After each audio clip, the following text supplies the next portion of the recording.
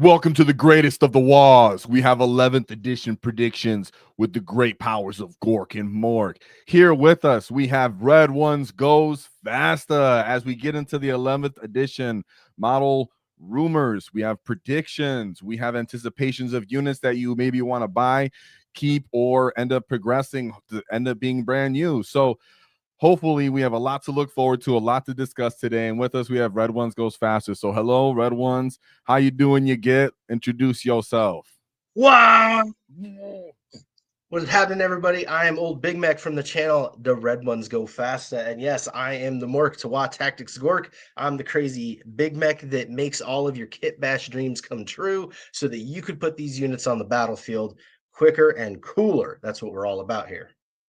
Absolutely. You do a great job in that, dude. I was already a fan as soon as I got started. So with that being said, he's going to have a lot of thoughtful insight, creative insight, because a lot of the time the past repeats itself, and GW doesn't necessarily innovate. They might just bring stuff back and cut it down a little bit. So we can kind of infer what might be coming, what units will end up becoming brand new, or stuff to keep. And Red Wunz has some rumors himself. So let's get right into it. We have stuff laid out, so it's nice and easy to follow. That way, if you're brand new and you don't know what's going on, never seen an edition change, we'll have a lot to talk about and for you to get familiar with as we move through all these things. So, of course, everybody wants to talk legend units, right? So, between editions, what are you thinking of? What kind of legend units can we see going back? Because no matter what, when you're going over legend change edition changes, based off everything we lost as orcs, you have to already assume we might be getting some things back. So what are some legend units you can see us getting back? Yeah, so that is probably everyone's number one question, because I think the most wanted thing that orc players are craving from both like model collecting standpoint and competitive gameplay standpoint is vehicles. And we're talking the old orc vehicles, the classic orc vehicles. Where is our looted tank? We do not have a main battle tank still in 2025. There's something wrong with that. So looted tank, I definitely think could be on the forefront of coming back. There's also been rumors of Grot tanks coming back and some of the other crazy dreadnoughts like a Mecha Dread or Mega Dread, which might even be in the launch box. Oh my gosh, we're gonna definitely have to talk about the launch box. I know I'm a big fan of the Mecha Dreads, and when they took it away, it was right when I finally got a hold of one. But I personally, anecdotally, did some live streams, and I put up some voting and some stuff going on, some surveys, self-surveys from WAAAGH Tactics, and the most voted vehicle, right? And I put at least 8 units through the ringer, was a battle fortress of what orcs wanted to see in the next edition. So you hit the nail on the head. People are looking for a tank no matter what we pulled it out. And the kind of tank they were looking for was something big, full of DACA, heavy. People were wanting big and bad. That's what I'm talking about. I mean, this edition of Warhammer has been all about vehicles. Like, he who brings the most big tanks tends to win. So we literally don't have anything. We don't have anything like that. You've got one puny little gun on a battle wagon, and you've got a couple of little puny mech guns sitting around as sitting ducks. We don't have any big vehicles. We don't have anything like a Predator or a Lehman Russ, let alone something bigger like the Bane Blades and the bigger, beaky tanks. So orcs really need some heavy armor. We need something that's got armor plating and lots of DACA. I mean, it's that's lore accurate, and it's not really asking too much. It wouldn't really seem to be breaking the game. I'm sure they'd have a lot more efficient ones in other factions anyways, but it would fit alongside just what's going on with the theme of 40K, even with the new factions that are being introduced. You could also consider monsters in that case, but we don't really have legend monsters to bring back. But we'll talk about that later as we continue through the vehicle. Don't worry about that. But something you brought up as well was general kind of generic orc characters that used to exist, right? And I'm sure people are just not familiar with that at all. Yeah, so for those of you that aren't as graybeard as old Big Mac here, this is not Orcs' first rodeo in the launch boxes. We were the antagonists for the original 40K launch in 2nd edition, and again in 5th edition for Assault on Blackreach. So this is actually our 3rd go-round.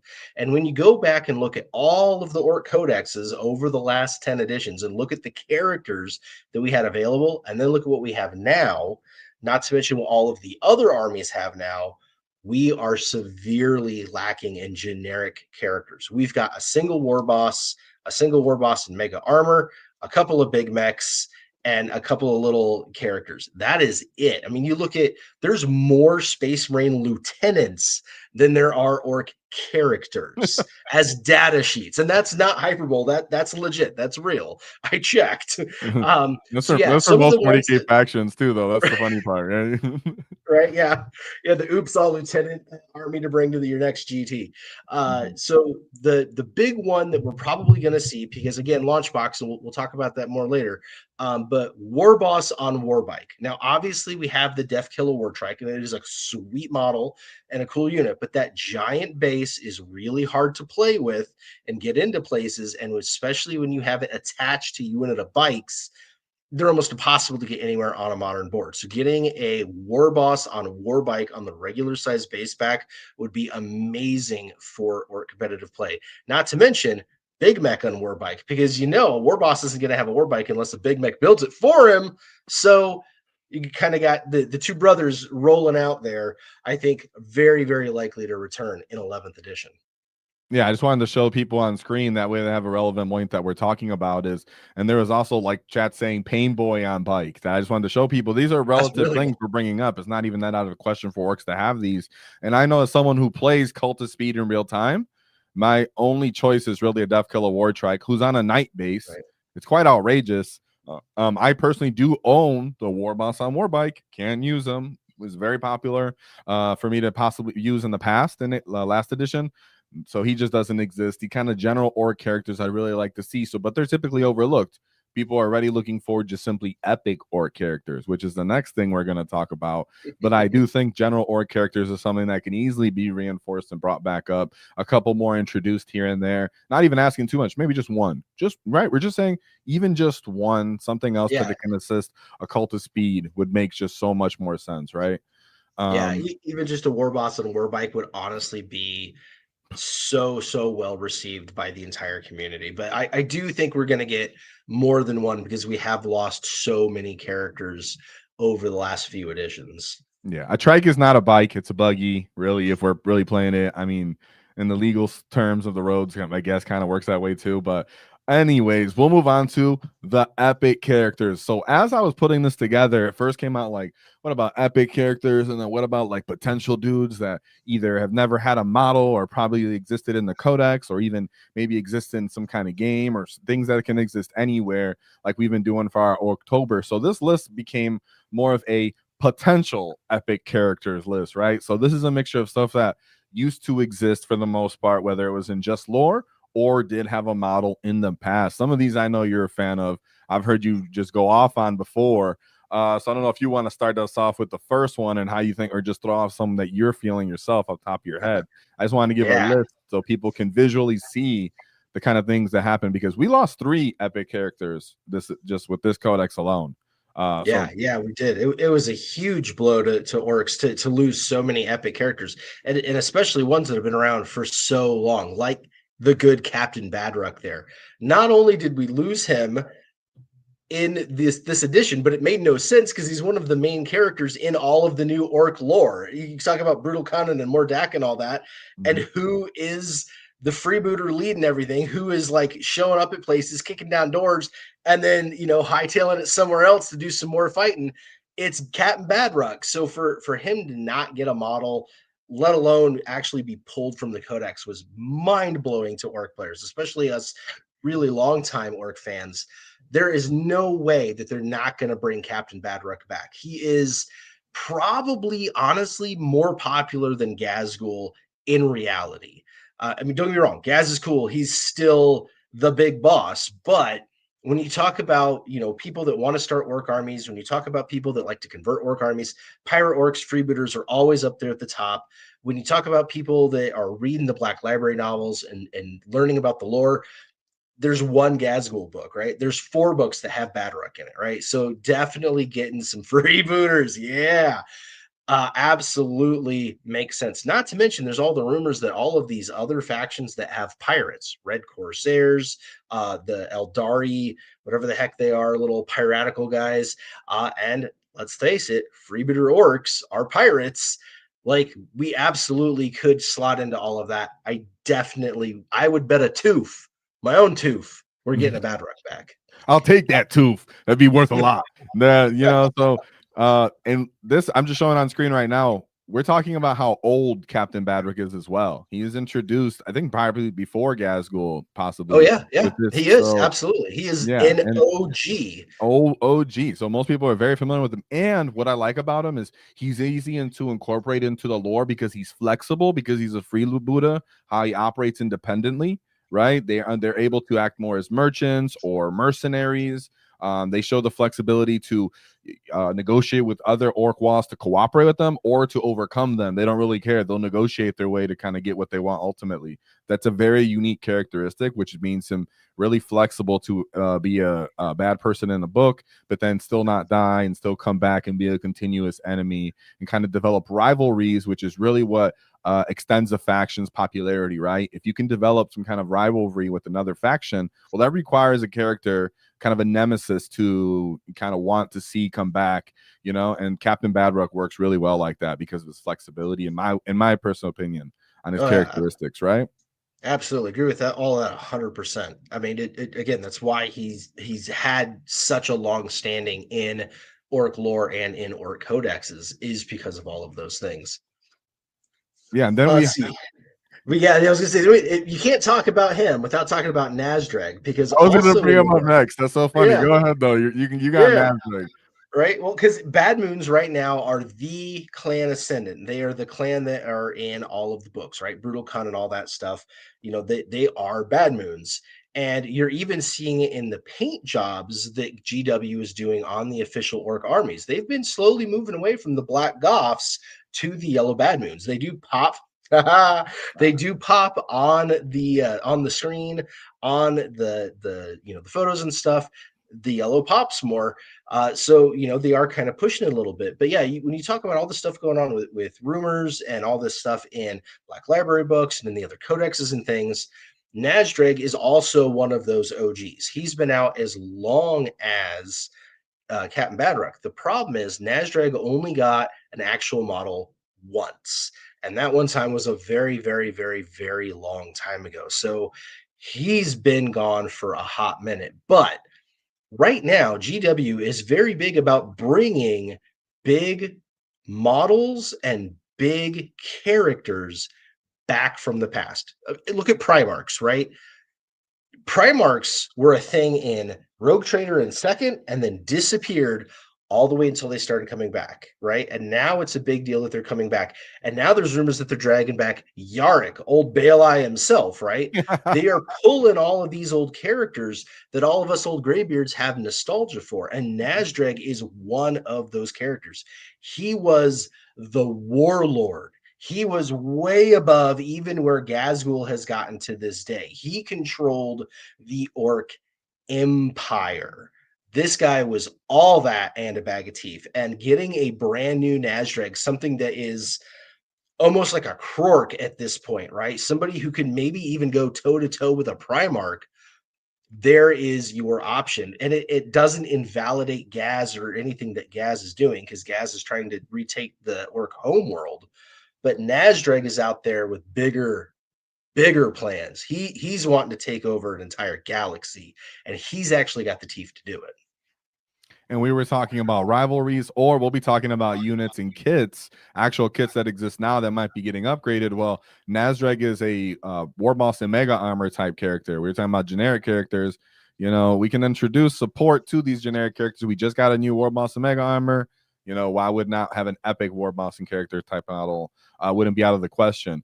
Personally, what I'm a big fan of, but of course I'm biased, is Boss Zagstruck. I love my Zagstruck. I think it looks very cool as a model when he existed. He was really thick, big. He had the claws as his feet as the actual claws. Having a fast, kind of missly character that could lead a speedy unit is something that I feel like we just miss in the Codex. And I really would like to have him back in that kind of way. And he would just really be fun in that sense. Is he doesn't even have to be a warlord. He's just a boss, right? Doesn't even have to be a war boss all the time. Someone we lost, I think, could easily come back. That was removed around the same time as Zagstruck. But someone, oh yeah, well, go ahead. I was gonna say, I got a really spicy rumor for you on that one. So go ahead. We're rumored to get a new War Boss kit that is multi-part, right? That's going to have a bunch of different options in it, so that you're not locked into just the one war gear setup, right? There's also rumor of a war boss with jump pack. The spicy rumor is the war boss with jump pack is a completely separate model, and it's like the beast boss on Squigosaur. You can build him as the named character, which of course would be Boss Zagstruck. Absolutely. Dang, that makes so much sense. How That's great. how rad would that be? Oh, that's what I want to hear. Yeah, That's what I needed. yeah. Oh, I don't even know that guy. See, there's things I didn't want him to tell me. I made sure we didn't talk too much, so I get fully excited. Right. Well, I mean, wouldn't that be great though? Because then you could buy a couple of those. You could build a war boss with jump pack to go lead in your Storm Boys, and also have Boss Zagstruck as well, just like you've got the Beast Boss and Squigosaur model. It would be so good.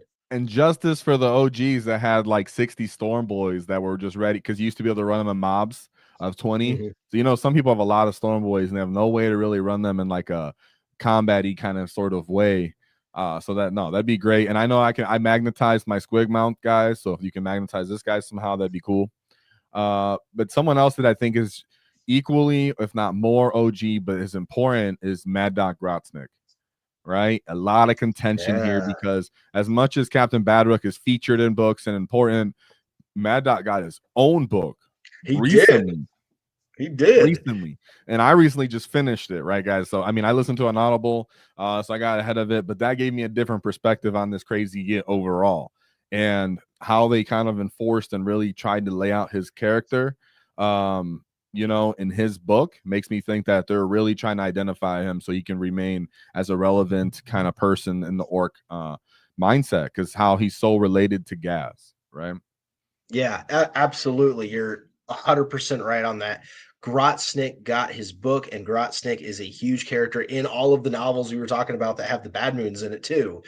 So he's been in just about every book, and he is definitely a major player in everything in Orc lore at the moment. And he was right up there with Badrook when he disappeared from the Codex in 10th edition, because his model wasn't even that old. I mean, I know it was like Finecast, but it was like one of the very last units to be made like that. So like the model itself stands up. He looks great, and he's a good size. He didn't have that shorty syndrome like Badrook did. So to have the Mad Doc disappear and then like be in books and then now come out as a star of his own book is just crazy pants. So absolutely, again, if you're gonna bet some teeth, you know, 2-1, there's gonna be a new Grotsnick coming out. Yeah, he's a crazy dude. I'll just say that, man. His book made me go like, okay, that's not what I expected, because you know he's attached to Gaz, but it's not in the he's attached in the Orky way, we'll just say, right? And we can talk about that another time. But I'm very much if I have to think of one epic person to come back, it's gonna be really hard not to think that it's gonna be Mad Doc Grotznick. And I know that you said his model is not, you know, date wise. He was ugly though. Okay, I'm just being 100 with you. I had a video where I made it. All right, I have to be honest. I had a video. He was like in my top 3 ugliest dude with this little funky power claw dude that looks so funny though. But no, he's. I hope he comes back. I really do. It'd be really nice in that kind of way. Unique. Another person who's unique that I remember you brought up before was Wazdaka Gutsmek, because you know. Red Wunz Go Fasta. He's the evil son, so I know you had to bring him up. But you want to let people know about that Git, because you're the one who brought him up last time we spoke, which was a while ago. Yeah, it's been a hot minute. So I actually ended up doing a whole video on his lore. Wazdaka was in all of the early Orc codexes and even had like a data sheet, but he never actually had like his own legit model. So there was never a named model for him like there was for Nazdreg. Okay. Like, so even though he was in the lore, even though he was in the rule books, you had to kind of build your own. So there's areas there for Games Workshop to come out with a brand new one and make it be whatever they want to be. But it would be another potential character back from the past. And I think if you really look at how kind of modern the buggies are, and the idea of running an evil son's army and such as a whole, I'm surprised he wasn't really introduced anyways. He would go really well alongside that if they found another way to kind of introduce buggies or cult of speed, you know, evil son's detachment as a whole. Even though it's off far-fetched, nonetheless, it would be a really cool way to get a mounted character, which would look really nice, and he could be big, sell a lot of them, get a good payoff on it, hopefully, for GW. But ultimately, we also have Zog Wart, the funky weird boy. He turns people to squigs. If you don't know who he is, very old timey. I like to call him a warp head, right? I think anyone who's kind of changed and evolved that kind of way, I call him a warp head. I'm not necessarily sure if we would get him. I was thinking more we get his rules adopted into the Word Boy. So I just brought him up. I don't think he's necessarily going to come back, but his rules and who he is just so funny and quirky, and we kind of lack that. I think that's one of the things Orc players have openly all agreed on, that we lost some flavor and characteristics and fun and randomness. I really like to just like somehow turn squigs, Word Boy turn people to squigs, which is something else we'll talk about because we still have a lot to talk about. But what do you think about Zog Wart regardless? I like Zagor. He was really cool back in the day. The random rules is what made me love Orcs in the first place. All of the different random things, whether it's the shock attack gun or anything that happens with the psychic energy, like that hilarious and unpredictability is what made Orcs so cool to me. Because there was a chance you would like completely overpower your opponent, but there was an equal chance you'd completely blow your own foot off. And that kind of randomness and hilarity is what brought that little bit of humor to the tabletop. And I don't know, just kind of made it feel more real, because all the other games up to that point were really clean and clinical. And if you want a clean clinical game, you go play Monopoly, right? Like you got to have a little bit of randomness. That's why we have things like terrain. So we have things like missions and have different things you have to do in the missions. So yeah, bringing back a character that has randomness is a good thing. Is it going to be Zogwart?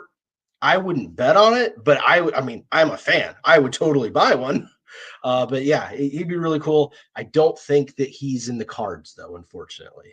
Yeah, definitely not. When you're speaking of randomness, though, one thing I think is we also want some kind of synergy. We can have a random rule, but if you have, let's say, the shock attack gun has a Zogwart character kind of near him, and he kind of empowers the shock attack gun to be somewhat more reliable, but still random. These are kind of things we lack as Orcs, where it can get kind of funky. And then the weird boy himself can be used to maybe go blow up and such. So Zogwart really just, to me, was just a callback way to talk about rules. Would be funny. And then we have Tuska, Demon Killer, Tuska, Demon Slayer. He's like the most prolific, just straight up kind of like Wahapedia / Orc lore there is. I think every new person knows who this guy is. I've done paint competitions where people like make models where there's an actual war boss cutting off some kind of nuts on a demon, on a coin demon. I've had people do that in the paint competition. So it's just really cool in that kind of way. I think we lack a epic character war boss. Okay. To me, that's a big deal, because from the tabletop rules, do you know who the best, most efficient individual infantry on foot boss there actually is? It's not Gaz, I can tell you It'd that. be Zagra. I'm saying, right? Because we're not talking just excluding Zagaz because he's the prophet of the wall. He's a war chief, more example. I'm talking a boss, just war boss style. It's Zagra, the super run herder. Right, yeah. Because the amount of attacks he gets and then innate buffs of +1 to hit, +1 to wound on his unit make him actually somewhat more consistent and efficient into a lot of different units than a war boss at times, at least throughout the game as well. So to me, I was like, hold on, dude. A war boss is not effective outside of the wall. I'd really like an epic character that was just effective at Crumpin all the time, right? That's what I want. I want one Orc character that people see him and they're like, oh, that guy's a problem. I know what he can do. Kind of like a Karn or some kind of like Templar vert character. Just a buzzsaw individual dude. Doesn't necessarily have to pay, Primarch points. I just want to see an epic Warball style character, and Tuska fills that niche role that I'd really like to see. But that's because I'm looking at it in the fun kind of way, rules wise. Yeah, I would love to see Tuska come to the tabletop. The lore around him is so great, and just the way that they could play with that too, with the whole Orcs in the warp and Korn kind of bringing him back to life. Although there's argument that that's not even what's happening; it's that his own belief brings him back to life. There's all sorts of cool stuff they could do with it, lore wise, tabletop wise, and miniature wise. I mean, think about how absolutely killer that mini would look. You've got this war boss that's like the size of Gazgul, but without armor, right? Like that's just his Yeah. pure might, and he's slaying demons. Like, man, that would be so stinking cool. I Even if would he's love to see him. I haven't heard any rumors about him, unfortunately, but that doesn't mean that he might not come. But yeah, Tuska would be right up there for me. And even if we're not saying it's necessarily just Tuska, I want an epic Warboss style character, I'll say, right? Let's just make it more general so at least there's slight hope. But ultimately, that's it for our epic characters / legend characters we wanted to bring up. But let's move on to maybe what's a little bit more modern or relevant to people as we progress to a new edition is old spruels we can move on and replace. Some of these we know off the top of our head. Some we just could just say just because I hate. For example, my lunchbox Mega Nod's got to go. I'm over those guys. So let me come get you. You know, like let's not get this. That's not intimidating, bro. Little lunchbox boys. Those Saturn pattern armor You Mega got to Nods build look these, sick. man. These are so good. Those look like a good improvement, big time. That's what I'm talking about, though. You have to whenever an orc community or really any faction community, but a player base really starts to kit bash their own versions of something, GW picks up on that and starts to make them. Right, like people were doing that with the Terminators. They came out with more Terminators, assault Terminators. I know those are Marines, but ultimately, our Still, version of elite infantry, right? And with the Mega Knobs, it would imply the Big Mech and Mega armor. So to me, there is no question we are getting replacement Mega Knobs. I am absolutely calling that one. We are getting replacement Mega Knobs. You are not the only person to talk about the size, the stature, and just the general design of the Mega Knobs being substandard. I mean, you look at the War Boss and Mega Armor is awesome. That model is what Mega Armor should look like. yeah. And the fact that like the Mega Knobs are like half of his size and just look like these little bricks, they're no good. But also the way that they've built that kit, that it has the Big Mech pieces in it, Games Workshop is getting away from that. If there's ever an option in the kit, the two things are like two halves of the same coin. So if it is a character model, the option is a character. If it is a unit, the other option is a unit, right? So think about like the Rekka crew.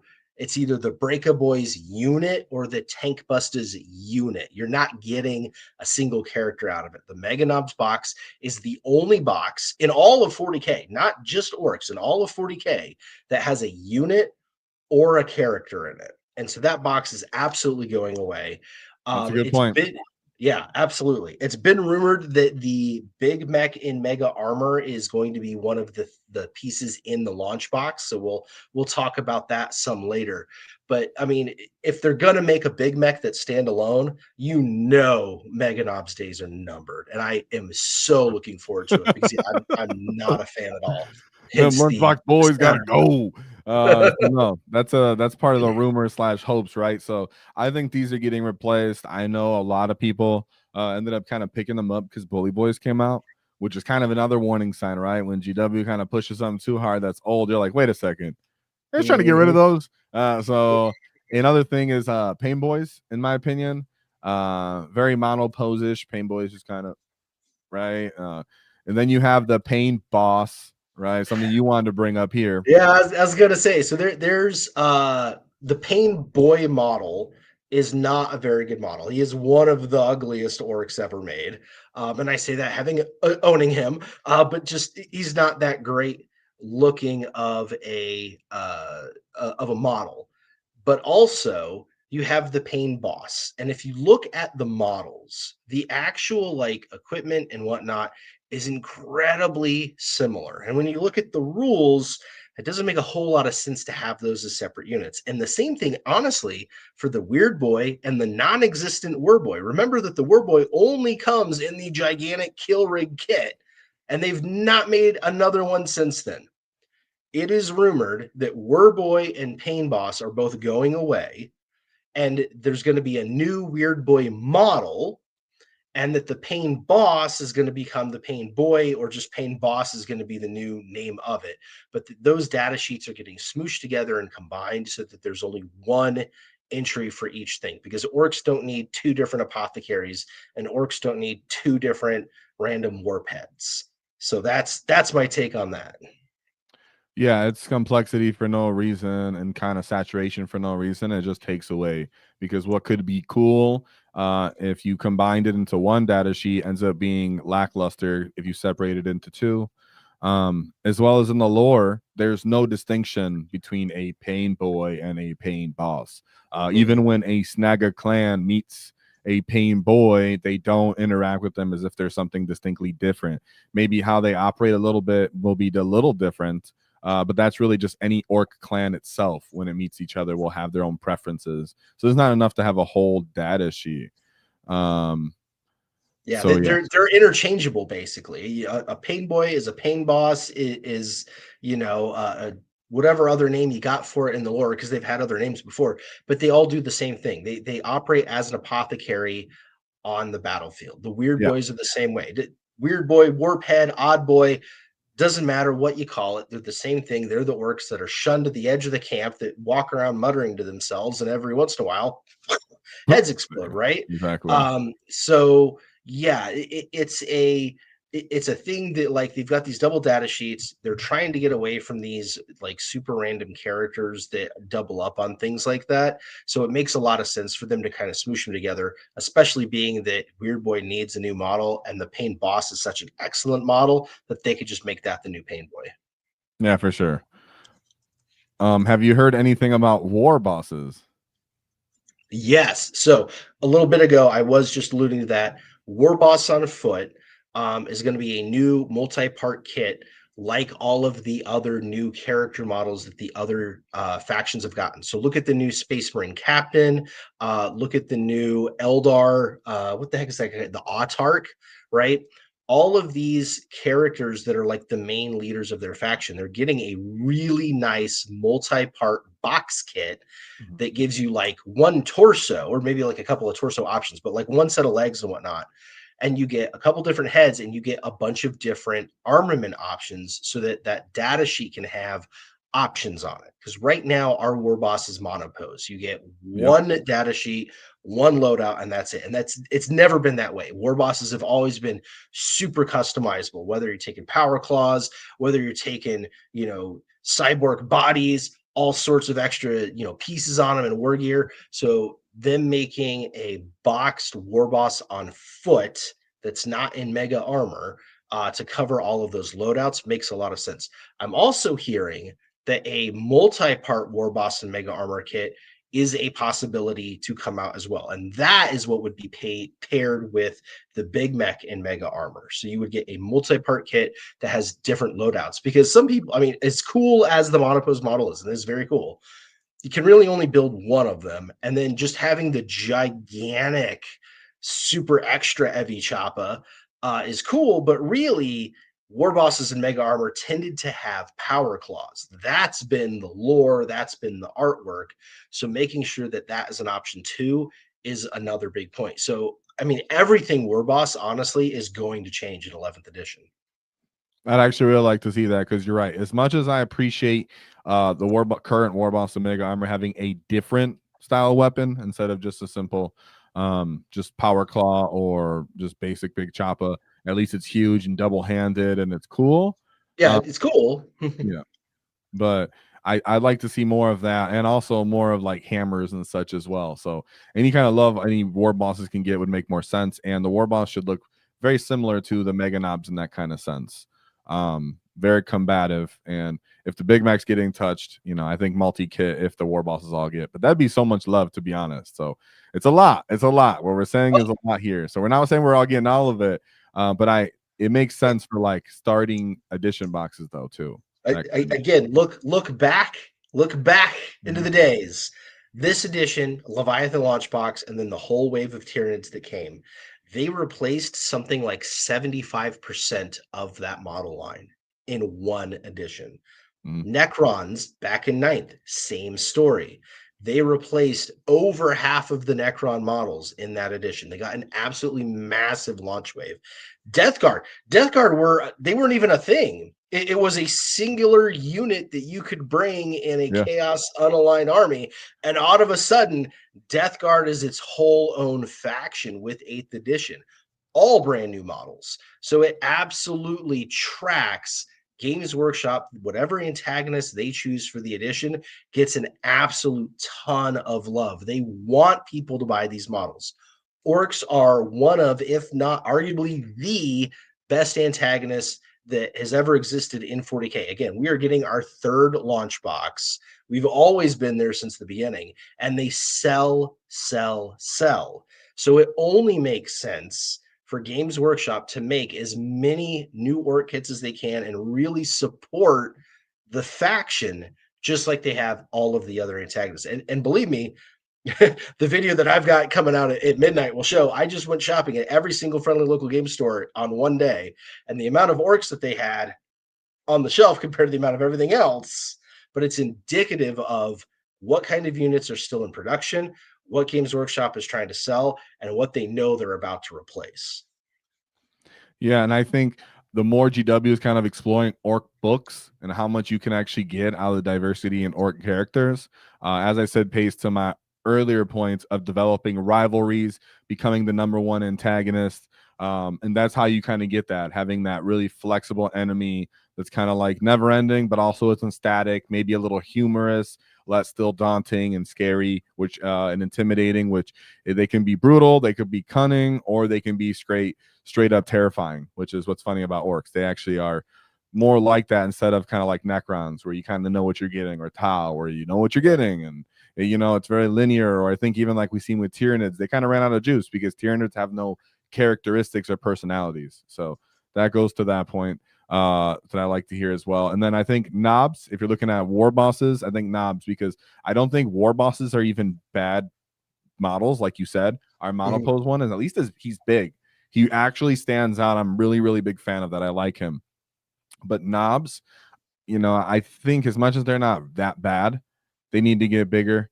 But then that kind of brings up, well, then would they need to get onto bigger bases? Would that become kind of annoying in that case? How killy would they have to be? But I'm up for game for making them bigger and more killy, because how snaggers kind of exist and fill that middle medium tier infantry role that knobs kind of need to move up into. Well, they're not going to be durable like mega knobs, but they're going to crump just like they would in lore, where they're extra big. Knobs are pretty big when they're described in lore, right? It's pretty awesome. They're pretty big in the new model boxes too. I mean, you've built the Wrecker Crew, right? You see the boss knob on the 40mm they've got on that for either the Breaker Boys or the Tank Buses. He's almost as big as our current war boss. Right? Yeah, he is. And even the Commandos knob, like, he wouldn't look out of place on a 40mm at all. He is looks a awesome. big, beefy unit. Yeah, he's big. Absolutely. We are definitely getting new knobs. Yeah, we are definitely getting new knobs. So again, bet your bottom teeth on it. New knobs are coming. The old knob kit is just positively ancient, and the way that it is put together and the options that it comes with don't exist anymore, right? Like that weird power saw arm that it's like built into the arm, the power drill, all of the different combi weapons that used to be different profiles, none of those exist anymore. That kit is deader than a doornail. It's so dated. We're definitely getting new knobs. Now, I'm with you. Size-wise, they're a little runty, but like looks-wise, they look pretty good. But an updated unit of knobs that are way chunkier on 40s would be absolutely baller, and I think definitely going to happen. Me too. I think that's a big kind of given here, and I think it's more likely JW's going to do a lot of old upgrade kidding, like you said, as they support us as we move forward. We just have so many units that are up for grabs on that would make us better and antagonists by being bigger, more intimidating. People like to buy bigger stuff. Have you seen with Age of Sigmar, right? The big thing with Age of Sigmar is a lot of their models are big, and that makes them more cool, intimidating. Their infantry is bigger, and people really like to see that. And I think GW hopefully gets encouraged to do that because of the sales they made from Age of Sigmar, at least on their cooler model lines and such, right? Yeah, and honestly, they've been pulling that across all of their lineups. I don't know if you've ever bought like an Underworlds figure. Those things are absolutely massive. Warcry stuff is really big. Warcry is big. I like Warcry. I like that. Right? Yeah, and everybody likes it, right? When people talk about, well, what are the best models Games Workshop makes? The Underworlds, Warcry, Necromunda, right? All the big stuff, all the really detailed, super cool looking things things, that's what's always brought up. So it only makes sense for them to bring all of their product lines up to that standard. You're even seeing it now with Old World. I mean, did you see that whole brand new, the Cathay army that came out for Old Oh World? yeah, that's true. Old War's going crazy. Or Old World's Yeah, going and they've crazy, got dude. like these great big giant construct dudes and stuff now. Like they are absolutely choice. So yeah, we're getting bigger models, and they're going to be really nice. So yeah, that just all goes in tandem. But speaking of other new things that are going to happen, let's talk about possible orc units, new units, wish list. You know, you had a good example there with the Breaker Boys / Wrecker Boys, how the knob is bigger and better. What other units could be new, bigger and better? Like with Tyranids, even though Tyranids already had a lot of monsters and cool stuff when they became the new big bad, it really unfolded. And your example of the Death Guard was really good as well, where they went from just literally a kit, you know, to everything in Mortarion. So that's a really good example. The easy one here, wish list, would say Uftak, right? The good example that you mentioned we were talking about before this was Gaunt's Ghost, for example. Mhm. So I would really like to see him for the mention things I mentioned earlier about wanting a War Boss exclusive kind of epic character as well. And the weapon kit that he has is actually kind of different. Not a big old chopper, not a power claw. He has a shock hammer. I'm trying to see just different weapons like that. I know when I got into 40K and I would read my war gear, I would say that saying choppa and big choppa was not necessarily that impressive of a war gear to get me excited. So I think for newer players anyways and stuff, seeing shock hammers and seeing what happens with that would be really cool. But what would you like to add to that? Yeah, so I'm with you. Ufthak is awesome. His model is amazing. I've got him right up there somewhere. Mm-hmm. And it stunk that they stuck him in Legends right away. Now I know everyone's like, "Oh, Black Library always goes Legends." You know, Eisenhorn is in Legends and stuff like that. That's not true. Captain Titus, granted, he's not Black Library, he's video games. But you know what I'm saying? He's in the regular Codex. You can use him, and Gaunt's Ghosts, who are definitely exclusively Black Library, Mm-hmm. they're in the Codex, and the 10th edition Guard Codex killed everything. It killed more than Orks did. They killed off entire regiments that no longer exist anymore. Yep. Completely decimated what a guard army is. There's not even a regular infantry squad anymore with a heavy weapons team. It That's is true. absolutely Mm-hmm. disgraceful. It's Yeah, terrible. It messed up. sucks. I Right? had a guard army. I have a whole guard army. I was excited. I have a Tempesta Scions exclusive army. I'm a fan of Morty and Glory. Shout out to Morty and Glory. But Heck no, yeah, Morden's awesome. yeah, he's awesome. Unit hit the nail on the head though.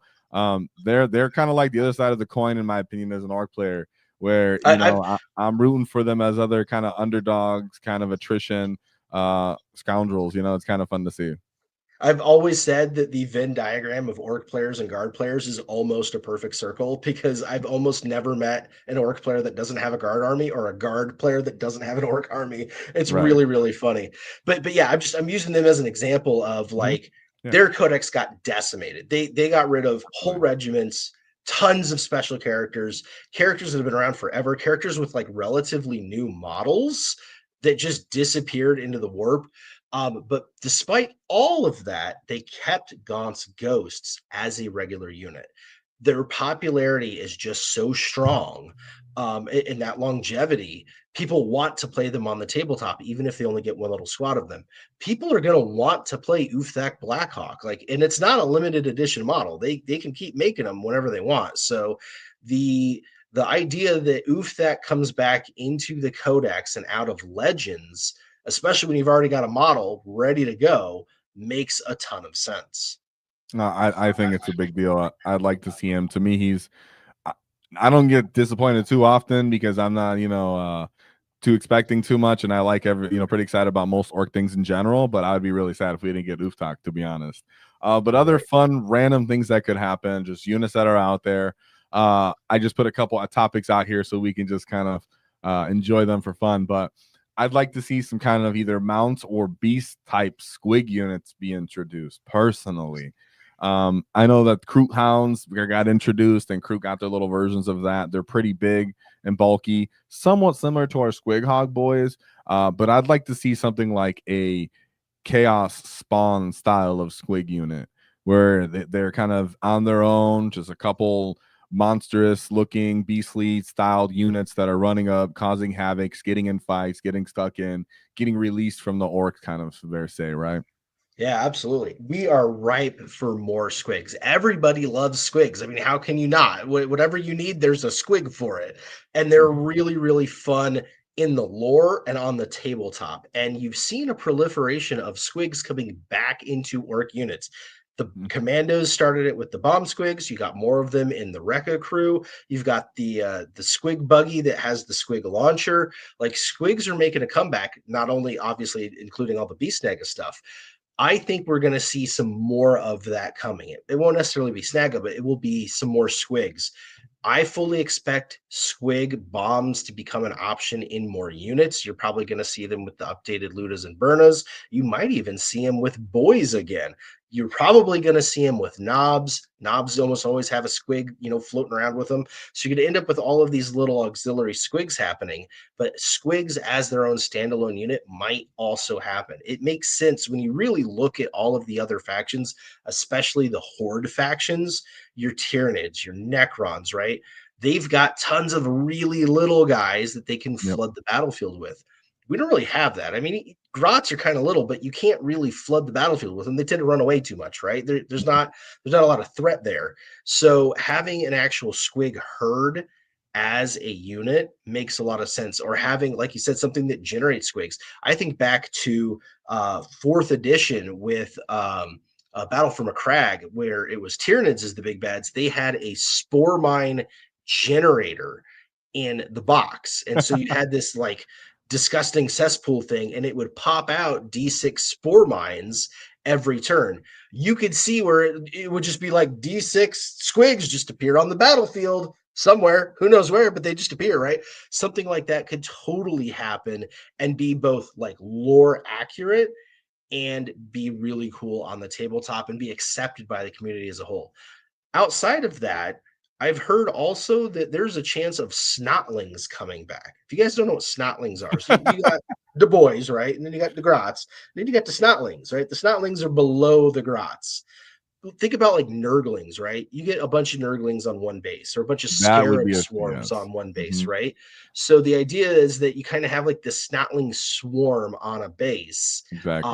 And they could be used to like muck things up or steal something or just kind of cause a little bit of havoc around the battlefield. It just becomes another option. Mhm. And on the other end, I'm hearing that Games Workshop is tooling up to make a plastic squigoth. Now, not gargantuan squigoth, not the Mhm. one singular Forge World model we have left, but they used to make a smaller one, regular squigoth. That was about the size of the kill rig. There's been rumors that they're working on that kit. The problem with these rumors is it might be an Age of Sigmar kit, it might be an Old World kit, but there's a potential that that kit could cross over much the way the greater demons do, right? You buy a great unclean one, you can play him in Age of Sigmar or in 40k. There could become a day that we get a squigoth that could be used in either game setup. I absolutely have been saying forever. I want some monsters in my orcs, man. I mean, at least some squig type monsters. GW went out of their way to remove our squigs, and then we have the gargantuan squigoth. And by the rules, they made artist nails not apply to monsters, and then they made the gargantuan squigoth a monster. So they went out of their way to distinguish that.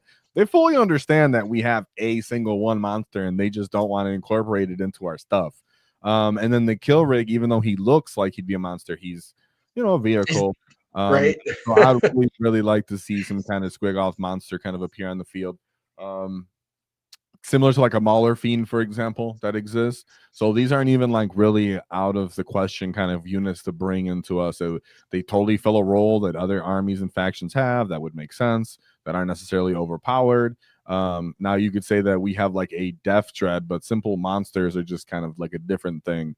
And like you said, GW loves to sell kind of monsters and large units. It, So right? um, There's centerpiece models. They love a good centerpiece model. You always see it in the battle forces. You're starting to see it in some of the combat patrols when they do their big spreads for the codexes and the white dwarfs and stuff. A center point model makes it work, and we don't really have a center point model that is just a squig or just something like that. I mean, yeah, you got the kill rig, but the squig is only this big. The rest of it is, all contraption. And the beast boss on Squigosaur is awesome, but realistically, he's not that big. Having something bigger than him, having something that can go toe to toe with like an Armiger or one of the smaller knights or something like that, totally would make sense. Yeah, for sure. And I had something else there, but I lost it. But other than that, as for those kind of units, I'm not sure what other new orc unit we could get. Kind of left that open to see if chat would think of something, or you too. I had something there for monsters off the top of my head. It might come back to me, chat. Sorry. No, it's on me. So yeah, I think we hit most of those kind of like wish list. Oh, I know what I was gonna say. So with the Tyranids, with the edition release box, right? Remember when a Screamer Killer first came out and we had the trailer? It kind of confused people because they're like, "Is that a Carnifex? Like, what is that? What are you doing?" Kind of, it was almost overlapping. GW was so kind of excited to push forward a monster can be the centerpiece that you just mentioned, that they overlapped what a Carnifex already is with something else, threw it in a box, and said, "Here's this brand new monster." Even though you already got a bunch, it's very similar type monster. So why wouldn't you just give us a monster? Is kind of what we're saying here. Not that it's too much. Not that we're being greedy kind of players here. We're just saying like a monster makes sense. You like to sell them. We'd like to have one. Yeah. So I was just bringing that point up that GW went out of their way to add a Screamer Killer that overlaps with the Carnifex. No reason we can't see a big old squig off that rams off stuff on its own. Right. And that's why I was saying it makes a lot of financial sense for them if they make it a kit that it goes across the model lines, because there's no reason why a Squigoth can't exist in Age of Sigmar or in Old World. So bringing a model kit like that out that bridges those gaps makes a lot of financial sense for them. And GW is definitely all about their money. Yeah, for sure. And I didn't put this on here, but for other, I think you mentioned the Red Gobble. How do you feel about the Red Gobble? Yeah, so I mean, we'll know about the Red Gobbo, the Christmas mini, but there is the Red Gobbo, who is the actual character from way back in Gorka Morka days, who leads the revolution, right? Yeah. Brings the Grots uprising up against their evil orc, overlords. People love Grot armies, absolutely love them. Standalone Grot armies, Grot guard armies, like they are a thing. They're constantly in White Dwarf, Warhammer community articles, the whole 9 yards. It would make sense because GW is trying to do these like sub faction things, right? And we're not going to talk about like, obviously you got Beakies, and then there's like Blood Angels and Black Templars and all that. Even like within each army, there tends to be these little sub factions that they're doing to try to help build different flavors of making that faction work for different players. And Grots as their own army is definitely something that has been wanted and asked for and celebrated forever. And if you think about like if we're getting all these new units and some of them are Grot units, and you've still got your Killicans and you've still got Grot tanks and legends, maybe those will come back, right? Grot mega tanks, things like that. If you had a Grot leader to lead that detachment and make this little sub army, they would sell a ton more models for those units as people would now go and play this army because it's official. I don't think we're going to get that like in the launch box or with the Orc launch, but I could see it coming as like a mid-cycle refresh somewhere halfway through 11th edition to get people to buy Orc stuff again, because you're really only going to come out with the one guy, and all of a sudden you've got this whole new branch off. And the reason why I'm saying this is it just happened in Age of Sigmar for the Gloomspite Gits. So the Gloomspite Gits are the already like kind of only Goblin and Squig faction of the Orcs in AOS. But within them, they now have the wolf riders, right? All of the guys that came out, the Grots that are riding the wolves, and they have like the wolf chariots and all that stuff. That is a sub faction within the Gloomspite Gits faction. So you play them all as on their own. They're almost like their own standalone army. And all of that came about with like 3 kits. And then boom, now they've got this whole other little offshoot going on. They could totally do the same thing to 40K. Absolutely. And I think that was a good way to kind of sum that up, because everybody loves the Grot Revolution once you understand what it is. Because as kind of mentioned in several Orc books, if the Grots weren't so scared and scrawny cowards, they could actually put up a resistance to the Orks just based off how many there really are. And only the Grot Mm-hmm. Revolution ever figured that out. So then we move on to last but certainly not least, rumors, hopes, and predictions. Not verified, not Valric confirmed.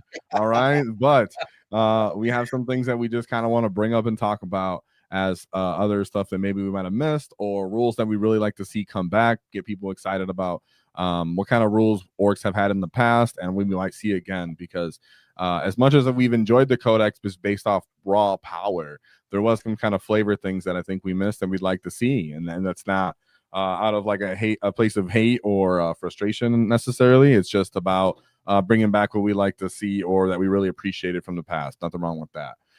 So starting off, something that I know I missed was a continuous WAAAGH, right? Or I know like in Age of Sigmar, I think that a progressive WAAAGH. But in general, we'd call our WAAAGH, and then on the next turn, it'd be a lesser version of it. Or there was also the fact that you could call a speed WAAAGH. So based off kind of what clan you're running, you could pick a WAAAGH that was more beneficial and made more sense for your identity as a WAAAGH itself, which everybody loves doing that, right? They took away clans because they want your army, your list, your collection to be what you're envisioning and kind of living through vicariously on the field.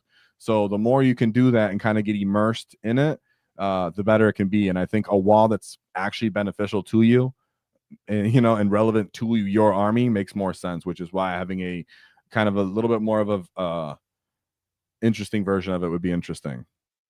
Yeah, I'm with you on that. The WAAAGH used to be a lot more interesting. Like I said, we used to have the speed WAAAGH or the regular WAAAGH, and they were different and they worked differently, and they both worked very, very well for what they did. And yeah, the version we kind of have now is kind of, I don't know, kind of weird. It's not as bad as the one we had before the one we had now. That one was really bad. But yeah, it just it's not what it could be flavor wise, and it's not what it could be rules wise. And I think that flavor part is really important that a lot of people miss when they look at Games Workshop and the things that they change and what they do. That flavor is really important. I know that we talk about competitive play and stuff, right? And that a lot of people do tournaments, but the majority of play is still friendly local game stores, Yep. pickup games, random friendly matches, and you want to have flavor. And not having flavor, people don't play the game. So bringing the flavor back in piece by piece, which they've been doing with other factions, makes a lot of sense. But there's no reason why that flavor doesn't also have to work in competitive. And I think a progressive WAAAGH is definitely a way to get there. There's the new Tau. They've got the two different ways that the Tau do things. One of them Yep. hits really hard really early.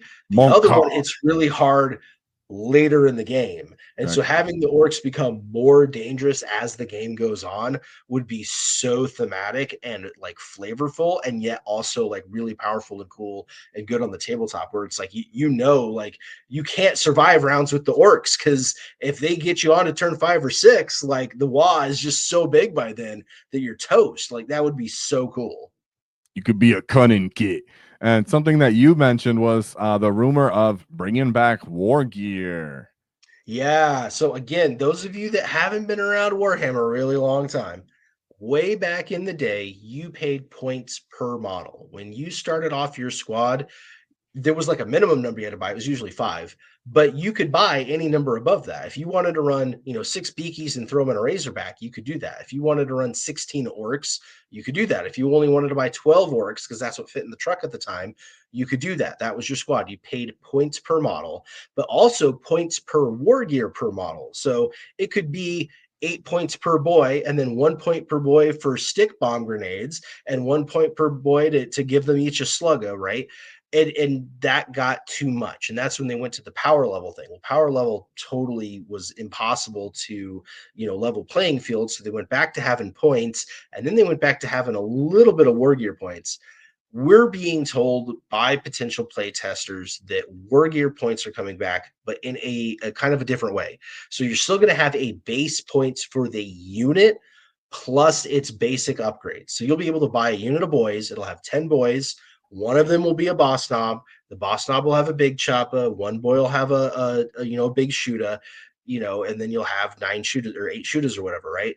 And then you could pay like 10 points to upgrade to a rocket launcher, or 10 points to upgrade to a power claw, et cetera, et cetera. So you're going to have a kind of hybrid system where you have a base unit cost and then a couple of war gear upgrades. They're almost going to be more like individual enhancements for each unit, but realistically, it's you're paying for the war gear because it's the only way to really make it work.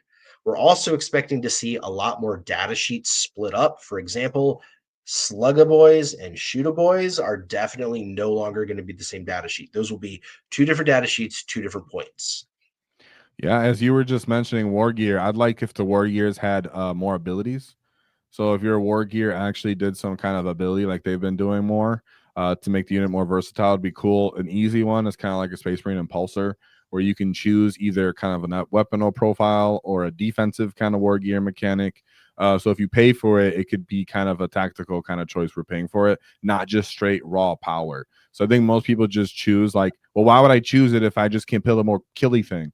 But what if you could pick something that was more effective as an option? Like maybe you picked your Mando boss has an axe, but now you have a reactive move compared to a power claw. Yeah. Okay, now we're cooking. Now people will start thinking of it different if you now make war gear also be different ability. And then, like you said, some of these data sheets that weren't thought out that don't have benefits to other war gear options, will then split that to another data sheet itself.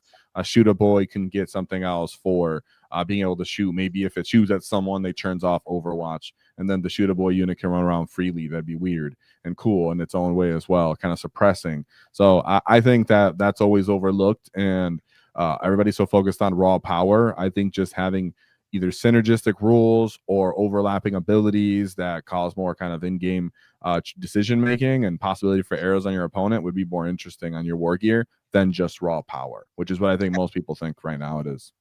Yeah, absolutely. And honestly, war gear used to be like that. So Yeah. back in the day, models had initiative. And when you had close combat, you went in initiative order. Initiative 10 went first, initiative 1 went last, you had everything in between. And so when you were choosing between weapons, especially like a power claw versus a big choppa, a power claw is hugely powerful, right? It's strength 8, 9, 10, depending on what edition and what it's on. But a power claw always hit at like initiative 1. They were the Mhm. last things to go. Slow. And if you had a big choppa and you were at initiative 5, like you're hitting even before beakies are hitting, right? And so there was speed. Speed was a part of that war gear. So absolutely, Mhm. even though initiative doesn't exist anymore, but Yeah. bringing some of that back into the war gear rules to really make it a choice where, yeah, it's not like, oh, this one's just flat out better. Everything is going to have a different situation that it's good for, that it's going to be the ideal choice for. And the smart war bosses are going to have a little bit of everything so that they can deal with a little bit of everything on the tabletop. For sure. And it doesn't have to be exactly that, but we're just saying we're flexing ideas here that Yeah, work for something like comeback. that. And then speaking of, I think things that we'd like to see that I think most people have kind of complained about and gotten tired of is with flavor. And I think enhanced units. Now, when I speak of enhanced units, to give a simple way of thinking of this is a lot of the time when people develop lists, they think I need X character for X unit combo so that I can have these 5 to 7 missile killy units, and that I'm just spending the game trying to deliver these couple missile units. And that happens a lot either for intermediate people or even sometimes competitive games. And I want units that can either kind of impact the battlefield without needing a direct leader overseeing them. I'd like to see kind of like stuff that would be lore accurate, like an Ard boy, maybe be an enhancement for a unit that you paid for to make a unit stronger, and then that unit ends up being better. But it didn't require a character for that, and you could just pay a tax instead and not have to bring a whole character on top of that. So I think people have really missed out on just having units that can operate on their own. Everything either requires like a CP or a character, and I kind of want something in between that. And either some kind of enhancements. Like I said, it can come from more gear abilities, but also maybe you just pay for it like an enhancement that we see in Yeah. the past, like when people had truck boys, right? That's a really excellent point. Honestly, I think them going to this whole new thing where every unit has to have an attached character, it kind of stinks. It doesn't make sense in the lore. It doesn't make sense on the tabletop. Every unit already has a leader built into it. What the heck is a knob doing running around with a unit of boys if he's got to have a war boss with him? Like that doesn't make any sense. The whole point is that the knob is the leader of that unit, right? Mhm. If you're a beaky, you got a sergeant in your squad. If you're a a guardsman, you got a sergeant in your squad, right? Yeah. every squad already has a squad leader. So having to attach something to a squad to make it work makes no sense in the lore and makes no sense on the tabletop. And yeah, it's like you said, it ends up becoming a missile delivery system. Like, okay, what kind of big squishy thing to soak up wounds do I have to attach this character to so I Oh, can go play Hero Hammer? perfect You example. don't A Beast Boss and Beast Snagga Boys. How often do you ever see throughout the entire edition people running Beast Snagga Boys without a Beast Boss? You know, never. they just don't Yeah. really function without the character to any meaningful way. But they pay the tax for the character just being in there. So uh, just food for thought, right? As we talk about things that could change that I think would be more interesting, because this isn't just an Orc exclusive thing. This is just along Yeah, 30 this is game wide. Mhm. And honestly, the game was better back when characters provided an area benefit, like an aura. So if you had, your war boss on the tabletop, he would give the +1 to hit to every unit within 6 inches of him, not just whoever he had And that feels joined. right, in my opinion. Right? Yeah, it's the way it should be, I'd honestly. rather pay more for a war boss. I'd rather he be bigger, look cooler, pay more points, pay for an enhancement if I have to, and then have him affect several units and actually seem like a war boss, something that's independent on the field. Kind of like how I spoke of a Mazrog should be kind of like an individual character and not necessarily have to lead Squig Hog Boys to be awesome. You know, it's kind of similar idea in that way, where I want Mazrog to just operate without units and just be kind of like a lone out, kill a monster killer type of unit, you know? Yeah, absolutely. Um, I would love to see Warhammer go back to that. I haven't heard anything one way or the other, yeah. but It's, I mean, honestly, that would make the game so much more playable and so much more flavorful for every faction. I know Morty and Glory was saying a bunch of different stuff about this, so shout out to that kid. Then we have Horde support unit, another big talking point. I know competitively, Hordes kind of sometimes shine out of nowhere and blow up the meta, and then they crawl back into the crevices when GW runs around and starts stomping them out to go back into the shelf. I like Orks. I know you were saying that we're going to keep the units. I'd like to go back to 30-man sized units. Personally, I just think that's the way I like it to be. Now you have units like Corn Berserkers that can get up to 20. No way I think a Corn Berserker mob should be equivalent to an Orc mob, right? I Right? mean, regardless of what you want to say about points, it's just I don't want to have to bring necessarily 5 different units to have double the amount of wounds of mobs on the field than power armor, because Black Templars are doing this as well. Where it's Space Wolves are doing this, where now you're seeing 20-man units of Space Marine power armor mobs being equivalent to Orc mobs. So of course I'm biased. I think Orc mobs should be the biggest and the best, but I generally do think we should go back to 30. You Personally. know, I've heard that the orc mobs are going to get bigger again. It wasn't that long ago that the orc boys kit had 16 boys in it. That's how many you normally got. And yeah, like going up to 30 was a regular thing. I'm hearing that something like that is coming back. Yeah, and that's what I'd really like to see. I'd like them to be cooler, bigger, killier mobs. I know, speaking of like Corn Berserkers, when they increase their unit sizes, they get more power fisty type units.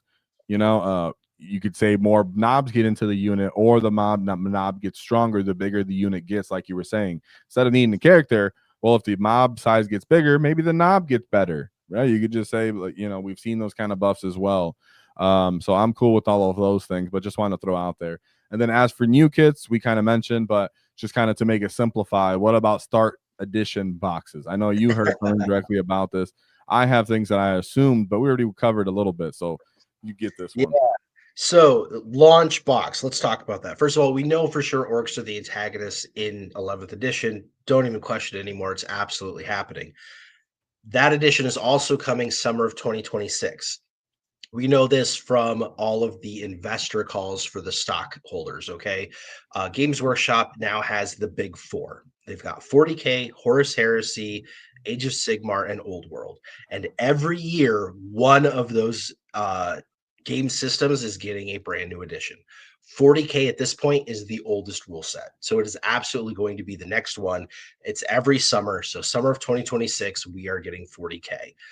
Summer of 2027, it'll probably be Old World, right? Because we just had Age of Sigmar and we just had Horus Heresy. But that's going to be the thing. It's going to be this 4-year cycle. All right. So we're getting 11th edition.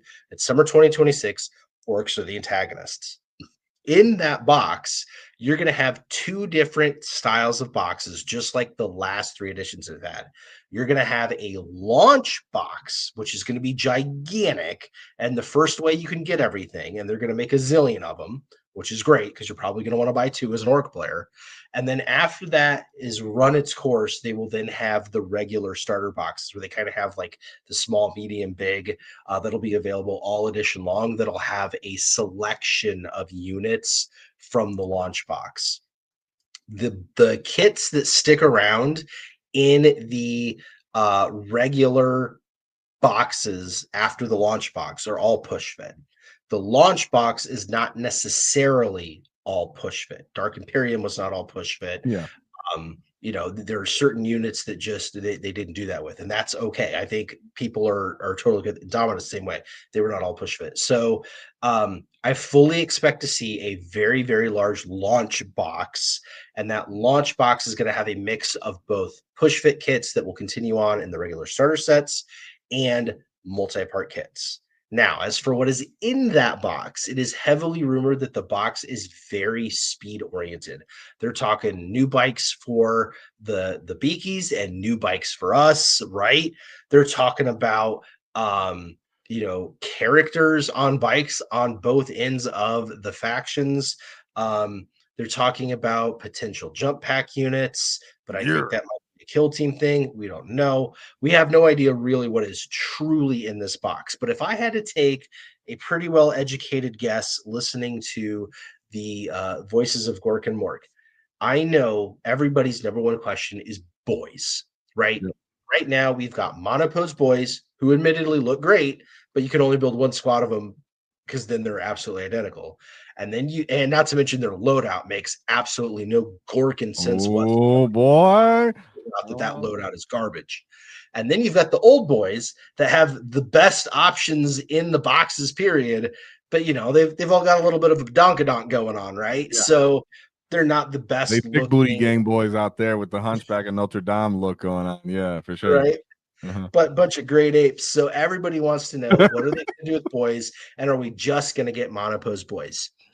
No, we are not just getting monopose boys. In fact, much like Indominus only had Infernus Marines on the beaky side, I don't think we're getting any regular boys in the launch box at all. What we're going to get are two separate multi-part kits, one that is Shoota Boys and one that is Slugga Boys. And those multi-part kits are going to be like the Commandos, the Tank Bustas, and the Beast Snagga Boys, the new style of orc multi-posability, where the body is kind of all one piece and the arms are actually interchangeable, and so are the heads. And so you will be able to mix and match all of these boxes. So if you wanted to put Break-A-Boy heads on your new boys, if you wanted to put Beast Snagga heads on your Tank Bustas, all of that stuff is possible. It's going to have those new style of arm attachments on them. So there's your answer for boys. As far as the actual launch box goes, this one is a little spicy. We're getting a new truck. That's not spicy. The truck is an ancient kit that we all love, but is sized hilariously compared to everything else. It's bigger than a Land Raider, but it's just a truck. And it is the only kit GW makes that is a full-scale model. You flip it over, and it's got the transmission and the drive shafts and the suspension and all that. Love that. They're not doing that anymore, right? That's just not a thing. We are getting a new truck, and the new truck is going to be smaller so that it looks right on the tabletop. I predict we're going to see that truck actually be a push fit model and be in the launch box, which would be huge because we've never had a basic transport in a launch box. But being that this box is speed oriented, it makes a lot of sense to have a truck to bring a unit of specialty boys or knobs or something around in it, plus all of the war bikers that are going to be in the box. Now, as far as the box itself, war bikers, we're going to get new war bikers. Again, those kits are just ancient. And frankly, everybody else has gotten really cool bikes except for Chaos and us. So it makes sense that we're going to get something new and cool. I suspect we'll see bike kits that are probably going to be like the Primaris Outriders. They're going to be like push fitty, but Mhm. maybe the upper torso will still be interchangeable with the other Ork boys, so that you can still customize them a little bit after the launch box. War Boss on bike we talked about, Big Mech on bike we talked about, are all potentials in there. I'm hearing also generic war buggy. So way back in the day, like second, third, fourth edition, before we had like all the new name buggies, the custom booster blast and all that, you had the truck, the war trike, and the war buggy. Or sorry, not war trike, war track. So the war track had like the take treads in the back, but still had the single wheel up front. Yep. And then the war buggy had four wheels. It was an actual like buggy that you drove. And the war buggy had all of these different options, most of which came from the Gorkum Worka game. But you could put different like gunners in the back, turrets, things like that, all sorts of fun stuff with the war buggy.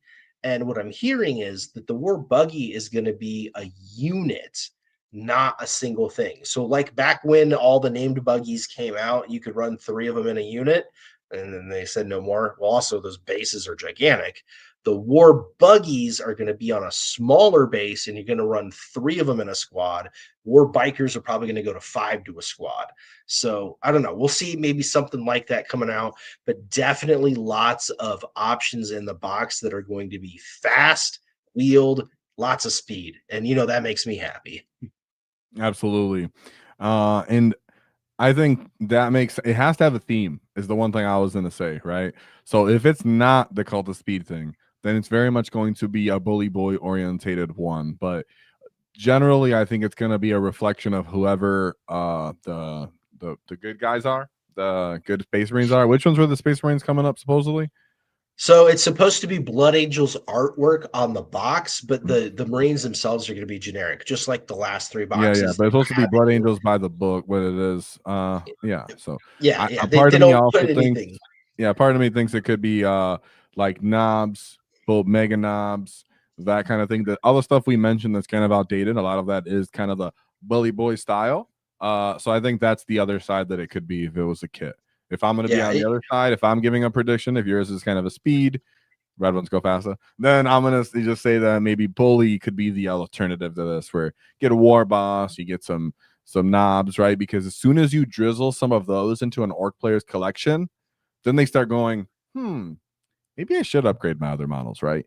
But if you right. never give anyone any incentive to even get the first one, well, then they can kind of live without it. But as I've seen from my Space Marine friends and how they react to all the new Space Marine releases, as soon as they get a hold of one bigger Terminator, they start looking at the other Terminators like, All I don't know about that, right? And that's the same thing right. with the lieutenants. As soon as you release another lieutenant or another Calgar or whatever, then they look at their older one like, I don't know, Calgar, you're a little small now, So I think that's a good way that GW could also try to make the sales point, make it a bully boy style, go to the new kits that we think we're going to get as well, throw those in there, then immediately it will kind of give everybody a little taste, and then as soon as once of all of us get a little taste, then it kind of just continues the momentum of everybody wanting more of those kits to replace whatever they had. So I think Right. that's also possible too. But Yeah. to end it First all, hit is free, right? That's yeah, always the exactly, same. right? The first, that's Yeah. exactly what I think it is. The first one's at a 40%, 60% reloaded discount until you buy them all on your own. Everybody's gonna get them and be like, yeah. So I think that's not too out of the question. But It's not, and honestly, that was the way I was leading. The mm, reason why I think we know for sure it's going to be speed based is actually from the Beaky side. So uh, they've said scout bikers are going to be coming back and be a thing. Land speeder is going to be back and going to be a thing in there, and then a character on bike kit. these guys think Um, they're white scars or something? What the heck? no, they're not Mm. white scars. No, I'm It's just saying, just it's just they sound like they want to be. yeah, it sound like they want to be. Yeah, Mm, but it's all of the kits that are still left from Space Marines that haven't been updated yet are yeah. all things like that. And Okay. there's been rumors of like people with a picture of the land speeder, for example, possibly with those buggies in the background. So that being that we're pretty much hearing from all the Space Marine lunatics that it's it's going to be speed stuff on Space Marines.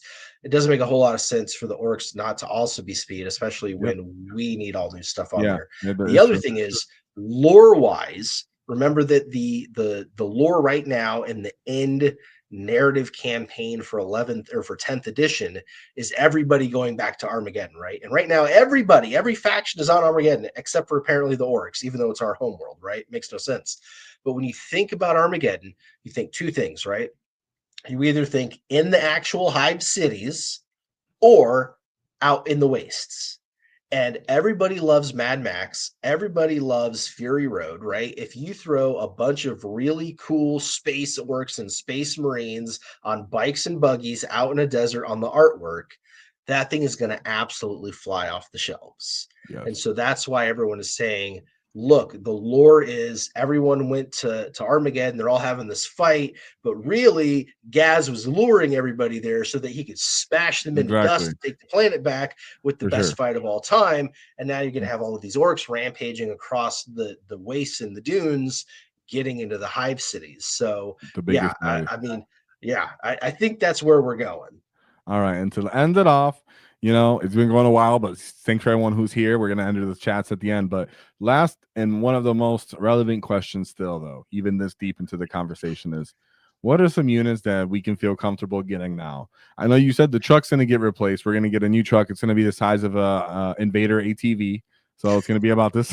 No, just kidding. You're not going back to Gorka Borka truck. No, just kidding. You know, when you build the truck with all the extra junk actually on it, like those extra side panels and the exhaust pipes and the boarding ladders, the thing's just huge. If you take all that stuff off, kind of that basic size, it's probably going to be more like that.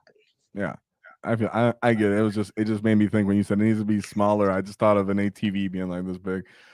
But units to get now, right? So we mentioned all the old stuff. Things that are obviously, in my opinion, going to be relevant to a degree are the snagger kits.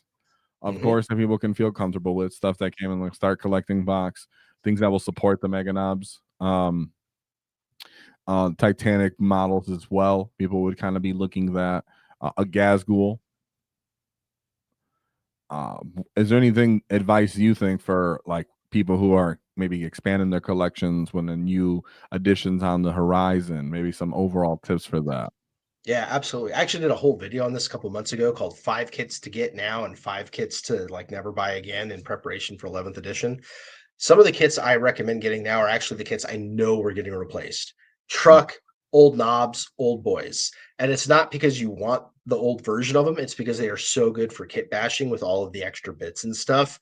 You just want to have them in your stash. So when the new stuff comes out, you've got extra parts so that you can make it the way you want it, so that you can kit bash, second versions, so that you can do loadouts if they do anything stupid with loadouts, like the new boys kit again, right? Just kind of having that kind of stuff. So if you want to stockpile some of these old kits that you use for looting, definitely do that now because they are going away. And when they're gone, they're gone. As far as units that are safe to buy, anything Beast Snaga is obviously safe. It's the newest sub faction of the Orks. They all hold up very excellent with their sculpting, all of their bionics and stuff.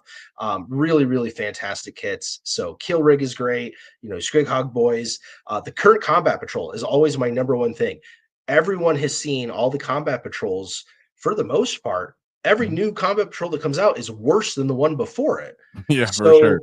Yeah, so I mean, the one we have now is actually pretty darn decent. You get 20 Beast Snaga boys, the Squighog boys with the knob on Smash the Squig, and a Beast Boss. If you don't have those, go buy that box. Go buy that box now, because I guarantee you the next combat patrol is going to be entirely different. And if you want any of those units, now you're going to be going, man, why didn't I pick that thing up? So definitely get the current combat patrol. You're totally safe there. Any of the other Beast Snag units, any of the named buggies are totally fine. So Custom Booster Blasta, Shock Jump Dragsta, Mega Track Scrapjet, the Death Killer War Trike that we talked about, Boomdack Snazwagon, the Wrecker Truck Squig Buggy, all of those are good to go. Those are the second newest things. You're good there. The new Big Mech, new Commandos, the Breaker Boys / Tank Buster Squad, all of those new things, totally safe and good to go. I certainly would not be buying anything Luda, Burna, Boy, Knob, War Boss, generic character. Don't touch any of those because I guarantee you those are all going away. Yep. Def Copters, you're good to buy. Those are relatively new. Those are really nice updates of the older kits. Those are going to be fantastic. But yeah, there's definitely going to be a lot of changeover. Generally, stick to the newer kits. I see chat's going nuts about burners. Look, guys, I know Gretchen. I've been the biggest cheerleader for the Luda Burna kit. Like I tell everybody, you buy the Rekka crew and a Luda kit and the old boys, and then you make Tank Busters, Breaking Boys, Ludas, and Burnas, and out of all of them, right? Because you get the 11 bodies. That's what you need to make the extra 6, right? Ludas and Burnas are definitely changing. They are probably not coming in 11th edition, though. They are going to come as the next kill team. And it's going to be styled just like the Rekka crew, where you can Yep. either build them as Ludas or Burnas. Obviously, for kill team, you're going to have like a mixture of them. But for 40K style, you're going to be able to build them either way. They're probably going to be a different size. They're not going to stick to 5-man squads. It could be 6, could be 7. I see them getting 6 again. Yeah, definitely see them getting to 6 again. I see them getting a knob instead of a spanna. A spanna never made sense in those units anyway. I don't know what the heck that is. What is? Right? I never even seen that in the lore or heard of that. What's a spanner, dude? I can actually. It was in the lore. I can explain it way back in 3rd edition, actually. Right here, the source material. I got the sauce. So what it is the Ludas specifically are using guns that they have picked up from the battlefield and orcified. So the idea is they needed like a little mini mech to lead them because he was the one putting the guns together. Same thing for the Burnas. If you look at the Burnas, they're actually welders, right? And the whole point is you can use them as a flame weapon, or when you get up close to a vehicle, they can actually, turn that plasma flame up and cut through armor piercing and stuff. And so they were led also by like a little mini mech boy. And that's what the spannas are supposed to be. But it doesn't really work. It doesn't make a whole lot of sense. They used to heal. They used to heal a vehicle in the rules, so because it was a little mech. So I was aware of that, but it still doesn't you never hear him in the story. It's never a rising rank that an orc wants to become. It's just simply a mech, and it's just they. You're an orc that likes to build things. Yeah, you go the mech route, right? You become a mech, and then can't wait to be a spanner. Mech and mech armor, right? Like you go up that. And you're by yourself. You're not leading a random unit around. If you're in a random unit, whoever the biggest and best of that unit is becomes the knob. That's just how it works. So Ludas and Burnas are definitely going to be replaced. They're probably going to be a different size squad. And they're probably going to be led by a knob now instead of a spanner boy. So don't throw out your Ludas and Burnas yet. I would say if you've got them, don't build them. Because more than likely, you're going to want to have those extra pieces laying around to kit bash with or to build a second squad with or something like that. But yeah, I would not go buy that kit at this point. Yep, absolutely. Well, I think we covered that. I think it's time to go into the super chats or just the chats in general. But I want to just first, before plug your channel, Red Wunz Go Fasta in the Orktober. So right here, so you guys can check him out. Make sure you go check him out for himself. A lot of good content, a lot of good videos. Been around since we started as well. So thank you anyways for being with us. Just wanted to give you a shout out too. And we'll have to get a story on your how you're becoming a tin boy nowadays, right now. No, man, I got that cyborg armor upgrade, man. 5-up, feel no pain. You do. So let me get through some of these chats, and then give people time to respond as well off some of these. Thank you, everybody. I wasn't answering them in real time, during the video, but I was somewhat replying. So thank you to all you guys. We'll just get through some of these. 18 months to Fighting Fedor. Shout out to this. 17 months. All right. So Fighting Fedor, he says, we all know it's the red gobble for the revolution. I actually have dice that are the revolution dice. Viva la revolution. No. I have those dice, and I use them whenever I play my dread mob.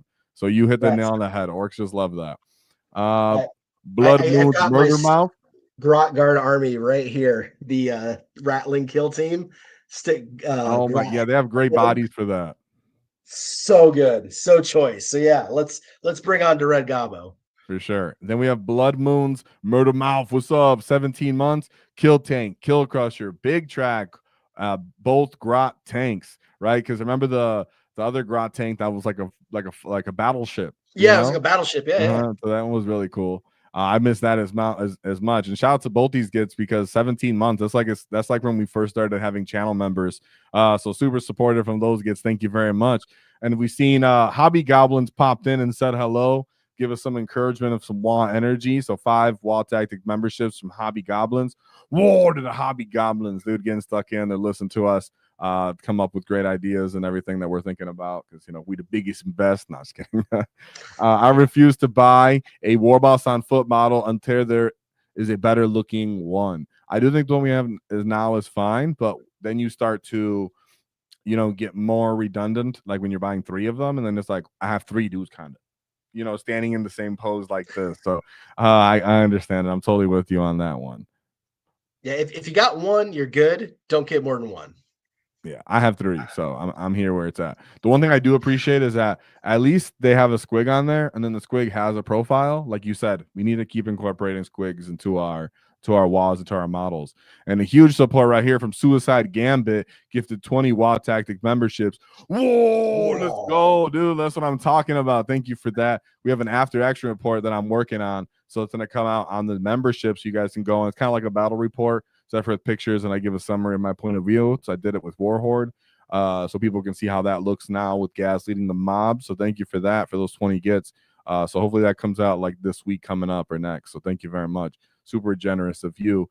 Time over tension, 1928, $10 for the oof talk. Ooh. As I said, not going to beat a dead horse or a dead grot too much, but I absolutely want an epic war boss character. Like, I'm a big fan of that kind of thing, and I think we just really need it. I hate that Zod is kind of like the most effective boss kind of model outside of the wall. It's kind of annoying. The Fighting Fedora, Grot cowards.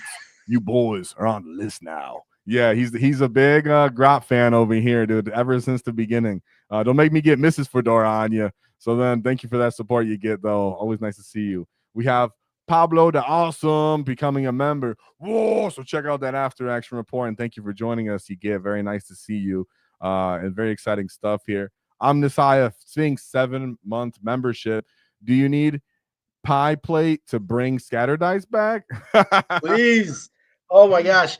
Pie pans, templates, scatter dice, they were amazing. I would much rather have those back than yet another random PDF full of stratagems, man. They were so flavorful.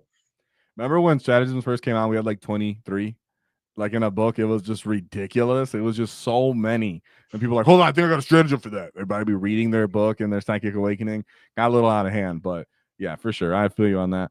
And someone right here is talking about feeling mad gets 23-month members. Wow, What? super long time. What? I feel the war energy when you lads collab.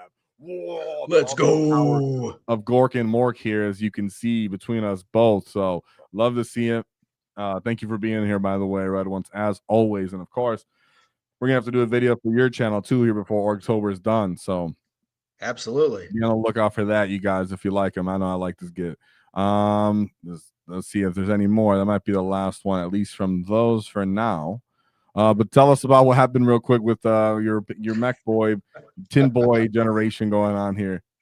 Right. Well, you guys that watch my channel know I got a whole mob full of grots over here, and one of the grots was going for a run. And we WAAAGH Tactics and I both we like to stay physically fit too. It's a big part of your mental game when you're doing things like tabletop wargaming.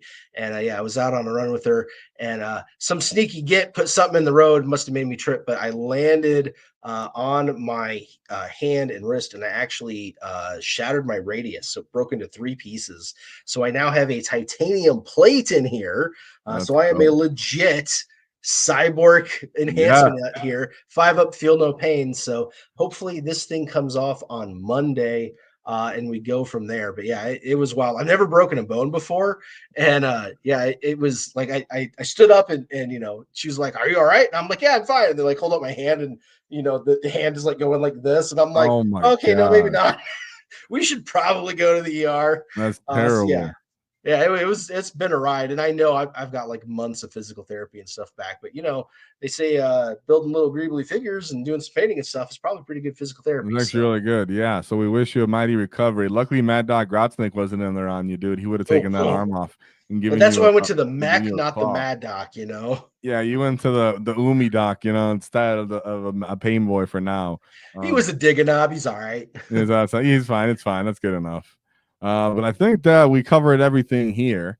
Thank you, everybody that appeared and supported. Thank you very much. Red Wunz Go Fasta. Like I said, be sure to check out this Git and everything that we do around here. Anything last words, Red Ones? Yeah, just thanks for having me on again. Looking forward to having you on my channel as well. Orktober is always the big celebration on my channel. The last 2 years in a row, I have done a brand new video every single day of the month for the entire month. And I was on track on this month as well until this happened. But even with this, I've only missed, I think, about 4 or 5 days total.